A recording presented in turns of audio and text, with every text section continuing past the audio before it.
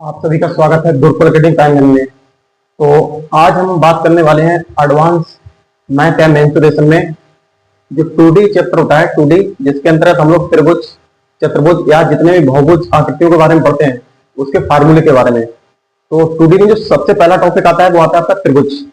तो त्रिभुज से क्वेश्चन बहुत ज्यादा पूछे जाते हैं।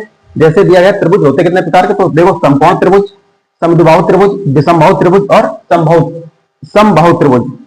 इसमें क्या होते हैं फार्मूले, क्या आपको याद नहीं है तो आप आगे नहीं बढ़ सकते हो। तो आइए हम बात करते हैं होते क्या है। समकोण त्रिभुज किसे बोलते हैं? जिस अगर ये इतना कोण दिया गया और इसका एक कोण कितना आ जाए 90 अंश, तो उसको हम बोलेंगे समकोण त्रिभुज। समद्विबाहु त्रिभुज क्या होता है? समद्विबाहु, द्विबाहु मतलब कि जिसकी दो भुजाएं बराबर हो उसे हम समद्विबाहु त्रिभुज कहते हैं। विषमबाहु क्या है? जिसकी सारी भुजाएं अलग अलग हो उसे हम विषमबाहु त्रिभुज कहते हैं। और समबाहु जिसकी सभी भुजाएं बराबर हो उसे हम समबाहु।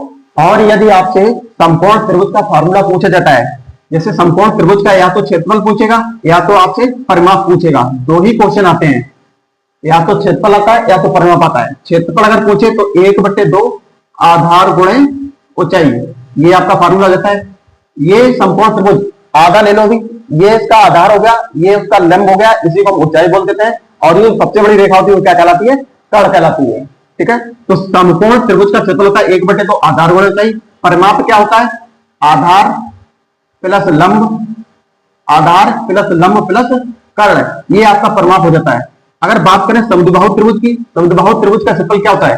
तो b/4 रूट में होता है 4a² माइनस b²। ठीक है, ये समद्विबाहु त्रिभुज का क्षेत्रफल हो गया। अगर बात करें परिमाप क्या है, तो परिमाप हो जाएगी 2b प्लस a। ठीक है, अगर हम दूसरी वाली जो भुजा उसे b माने और एक भुजा का माने a, तो हो जाएगा 2b प्लस a।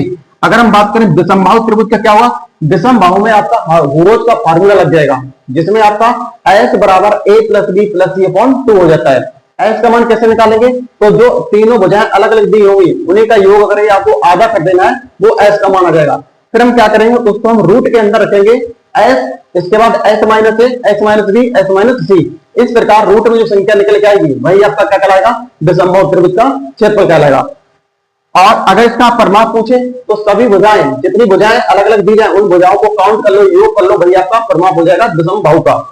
अगर हम बात करें समबाहु त्रिभुज का क्षेत्रफल क्या होता है, तो समबाहु त्रिभुज का क्षेत्रफल होता है √3/4 भुजा स्क्वायर। ठीक है, भुजा स्क्वायर।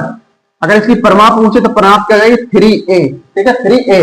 और अगर इसकी ऊंचाई पूछे तो क्या जाएगा? √3/2 गुणा भुजा, ये इसकी ऊंचाई जाएगी। तो ये थे आपके कुछ फार्मूले जो आपको याद करने हैं। ठीक है, धन्यवाद, नमस्कार।